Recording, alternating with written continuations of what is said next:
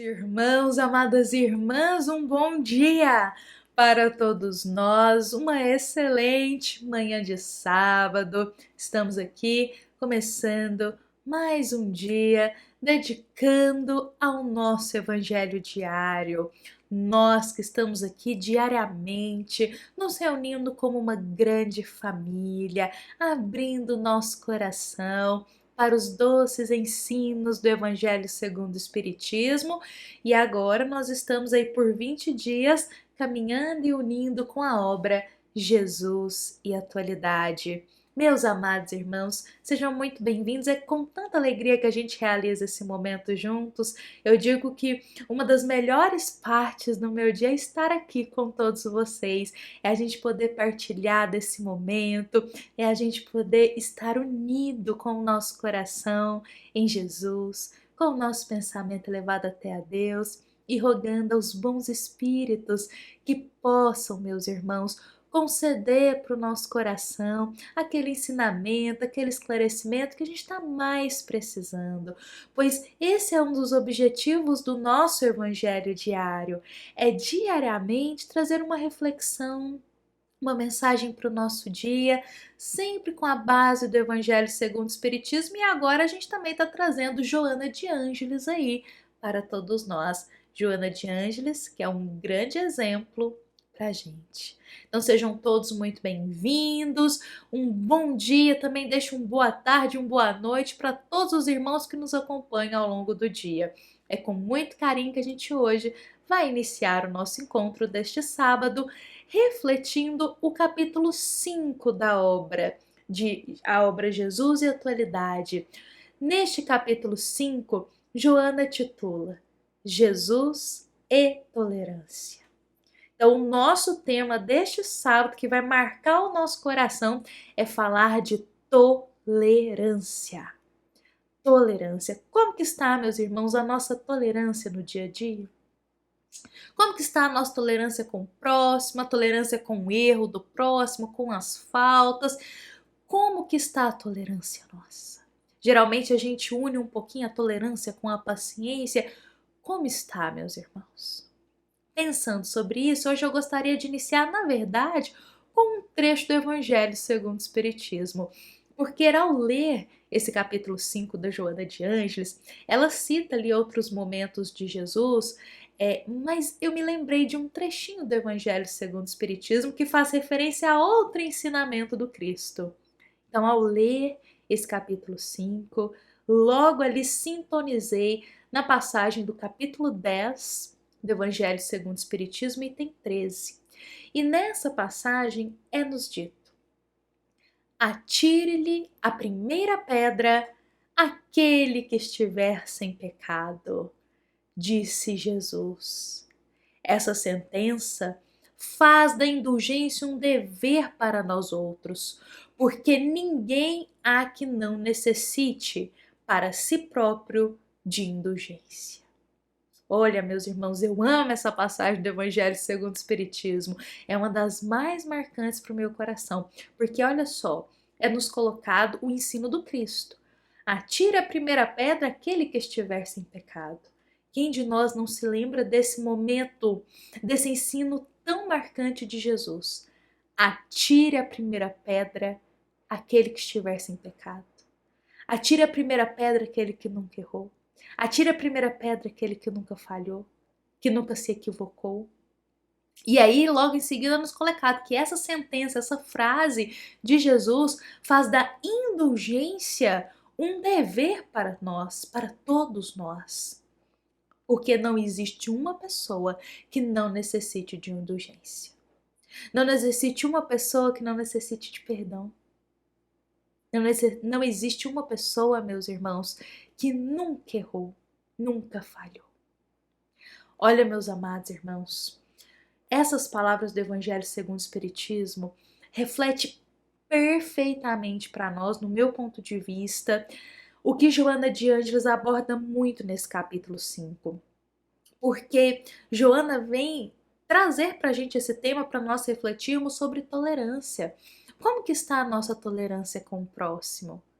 E geralmente a nossa tolerância é muito pouco, é quase nada com quem é próximo de nós.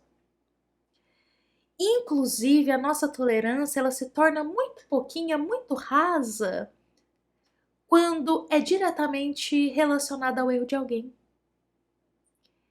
Então, quando alguém erra com a gente, quando alguém falha, quando alguém comete um equívoco, geralmente a nossa tolerância é muito baixa.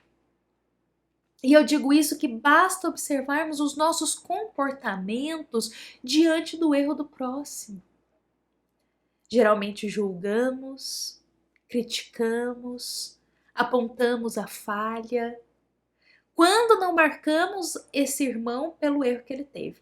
Às vezes foi um erro de 10, 20 anos atrás, e a gente marca esse erro e é como se a pessoa fosse o erro. Mas, meus irmãos, todos nós mudamos, não é mesmo? A gente não é um espírito que fica estagnado.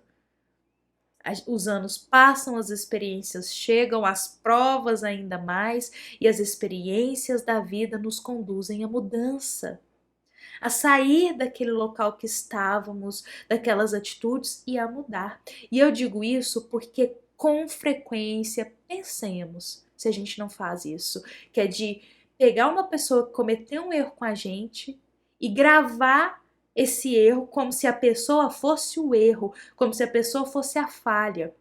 E aí já passou 20 anos e a gente ainda guarda essa imagem dizendo: ah, não, mas aquela vez há 20 anos ele fez isso, aí por isso hoje eu não confio. Ah, não, mas há 5 anos atrás ele falou aquilo, isso me magoou, então eu guardo isso até hoje. Ah, não, mas há 30 anos atrás ele fez isso e isso comigo, ele falou, ele teve essa atitude. Ah, eu acho que ele ainda continua a mesma coisa. Geralmente a gente não age assim. Olha que tolerância baixa que nós temos para com os erros do próximo. Geralmente a gente tem uma tolerância gigantesca quando a gente erra.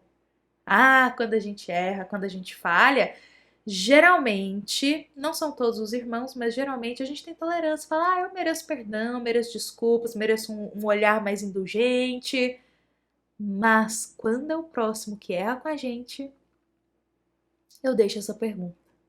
Como está a nossa tolerância? A gente guarda essa imagem, guarda esse rancor, fica ruminando tudo isso? Ou a gente compreende como Jesus nos ensinou? Que aquele que estiver sem pecado que atire a primeira pedra. Isso aí é um dever de indulgência, de tolerância para com o próximo.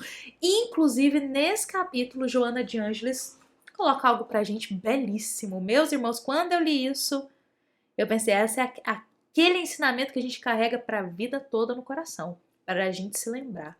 Quando o julgamento, a falta de tolerância começar a surgir, lembremos que Joana de Ângeles nos diz: o problema do pecado pertence a quem o pratica. O problema do pecado pertence a quem pratica. Uma frase curta, simples na sua forma, mas muito profunda e carregada de ensinamento, porque vamos refletir isso. O problema do pecado pertence a quem pratica. A palavra pecado, geralmente a gente carrega outro peso para pecado, mas vamos pensar em pecado, meus irmãos, nada mais, nada menos do que erros. Erros que vão na via contrária de Deus. Erros que vão ali acumular para a gente dívidas, vão acumular para a gente consequências mais pesadas para o futuro, para a nossa própria caminhada, porque a gente escreve a nossa linha da vida todos os dias com as nossas escolhas. Então, se a gente faz escolhas muito inconsequentes, é isso que a gente vai estar escrevendo para o futuro. Então, vamos enxergar essa palavra, o problema do pecado, vamos enxergar essa palavra pecado como as falhas, os erros, os equívocos que todos nós cometemos. Então, olha só, o problema do erro, o problema da falha, o problema do equívoco pertence a quem o pratica. Não compete a nós nos colocarmos numa posição de juízes e ficar analisando, aquele cometeu esse pecado, aquela pessoa cometeu esse erro, olha lá a escolha que ele fez, que equivocado. Olha como que está distante de Deus, olha como está distante de Jesus. A gente não é juiz, não somos juízes. para nos colocarmos nessa posição de intolerância, apontando e julgando os erros do outro. Firmemos que Joana nos diz: o problema do pecado pertence a quem pratica. E quem praticou o erro, ele vai colher lá as dívidas futuras dele. Os erros que nós praticamos, quem que vai colher os frutos desse erro? Nós mesmos. Não vai ser o próximo, vai ser nossa mãe, nosso pai, nosso filho. Não, somos nós. Todos nós temos essa responsabilidade com as nossas escolhas. Então, se a gente está sabendo que é errado e continua fazendo aquilo, se a gente sabe que aquilo nos distancia de Deus e continuamos fazendo aquilo com aquela intenção de maldade, esse problema vai ser nosso. Porque quem vai colher tudo isso que a gente está cultivando de mal, seremos nós. E a mesma coisa para o próximo.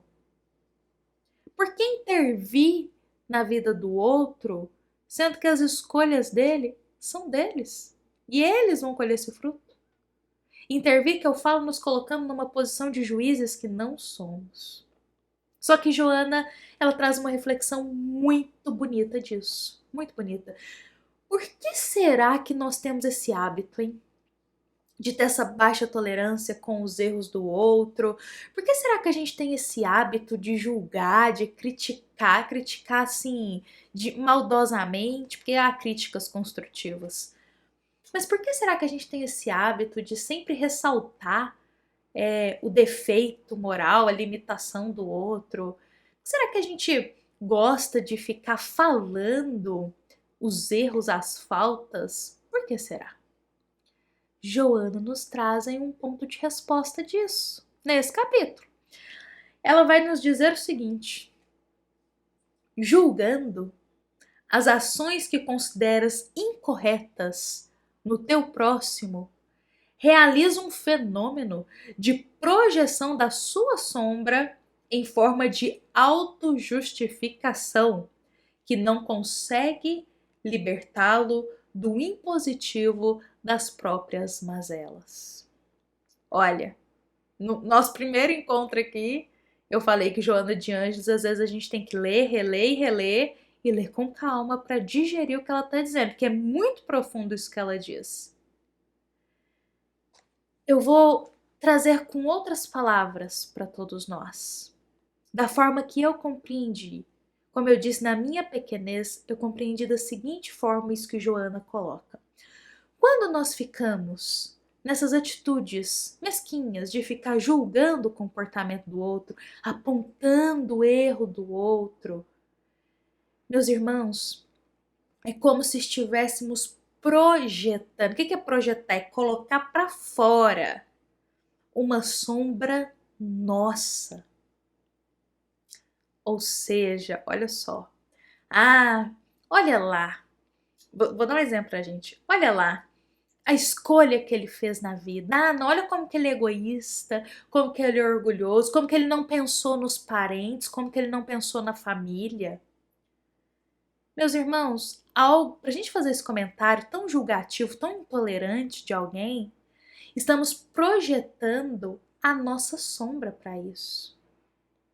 Estamos projetando muitas vezes as mazelas que estão no nosso coração. Muitas vezes nosso coração está carregado aí de egoísmo e de orgulho. E aí, para a gente tirar o foco das nossas imperfeições morais, a gente projeta para o outro seu foco. Então peraí, eu sou orgulhoso, eu sou egoísta, eu também mal ligo para minha família, por exemplo. Não, mas eu vou justificar isso aqui, deixa isso guardadinho, deixa eu pôr o foco dessa imperfeição do outro, porque aí ninguém percebe aqui como que eu sou. Eu não preciso olhar para dentro de mim, que eu olho só pro outro. E aí eu foco no erro do outro para não ter que focar nos meus. E aí eu foco nos comportamentos equivocados do outro para não ter que me lembrar dos meus comportamentos equivocados. Porque aí eu aponto para todo mundo ver o erro do outro, para ninguém notar as minhas faltas diárias. Ou seja, eu projeto a minha sombra. Eu coloco a sombra que existe em mim, através da minha fala maldosa, eu projeto no outro. Então, todas as vezes que nós julgamos, criticamos alguém, estamos expondo uma sombra nossa. Será que uma inveja? Será que um egoísmo? Será que um orgulho? Será que era um desejo da gente também estar fazendo aquilo? Uma incompreensão, muitas vezes, um ciúme, uma falta, uma dor. Então, muitas vezes quando a gente projeta algo, não é só inveja não, viu, meus irmãos? É sombra. O que é sombra? Sentimentos mais densos e mais baixos. Então eu posso projetar culpa, eu posso projetar dor, eu posso projetar insatisfação. Às vezes a gente está insatisfeito com a nossa vida, está insatisfeito com o trabalho, está insatisfeito com as nossas decisões. Aí a gente fica lá projetando isso, falando lá como que o outro é infeliz no trabalho dele, olha como que ele não faz nada certo no trabalho. Mas às vezes a gente está projetando uma insatisfação nossa. E aí o convite sempre de Joana de Ângeles, olhar para dentro de nós. O que a gente ganha projetando as nossas sombras para fora? Seria mais fácil olhar para a gente, aceitar as nossas sombras, enxergar, a gente precisa aceitar para enxergá-las, aceitar as nossas imperfeições e buscar trabalhá-las. Joana, nesse capítulo, ela nos lembra de algo muito bonito, que Jesus, diante de tantos irmãos que seguiam um caminho desviado, faziam escolhas perversas, irmãos que nitidamente estavam ali na, como se diz, na via da maldade. Que Jesus, diante desses irmãos, Cristo jamais apontou o erro deles. Cristo jamais justificou. Cristo jamais marcou aquela pessoa pela falha que ela teve. Mas Jesus agia com compaixão, com tolerância, com amor. Jesus projetava luz, paciência, amor, sentimentos nobres na forma como ele enxergava o próximo, no que ele falava. Por isso a gente vê a todo momento Jesus em contato com almas imperfeitas, e eu coloco todos nós somos imperfeitos moralmente. Jesus em contato com almas imperfeitas naquela época sempre agia com compaixão, com tolerância.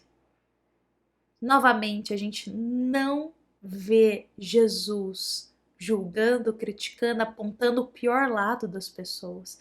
Mas Jesus enxergava que em meio a tantas ervas daninhas havia um solo que poderia ser trabalhado.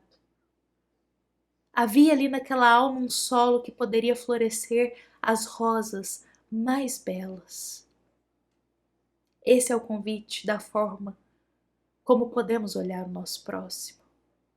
A tolerância é também a gente olhar para o nosso irmão, para quem está do nosso lado, para quem está na nossa família, para os nossos parentes, focando que no jardim daquela alma também pode florescer as rosas mais belas. Então que a gente possa ser aquele semeador que ajuda nesse cultivo das rosas belas, e não naquele semeador que fica dizendo, ah lá aquela erva daninha, ah lá aquele espinho, ah lá aquela terra infértil. Isso não ajuda em nada. Diante de todos os irmãos, trabalhemos a tolerância. A gente pode começar isso hoje, dentro do trabalho, nos estudos, na família, em casa, com os amigos. A gente pode começar hoje trabalhando a tolerância e a compaixão para com as escolhas, os caminhos, os erros e as faltas do próximo. Porque todos precisamos de tolerância. Todos precisamos, inclusive nós. Fiquemos hoje, meus irmãos, com essa palavra em nosso coração, para o nosso sábado, para o nosso dia. Levemos esse ensino na nossa alma, meus irmãos, e que possamos ser um instrumento da paz de Jesus, por onde formos no dia de hoje. Meus amados irmãos, eu me despeço aqui de todos vocês, dessa nossa grande família. Nos encontramos amanhã e lembremos que esta é uma mensagem da nossa amada Casa Espírita Luiz Gonzaga, da cidade de Luminárias, para todos nós que aqui estamos presentes. Fiquemos em paz, fiquemos com Jesus em nosso coração. Que assim seja.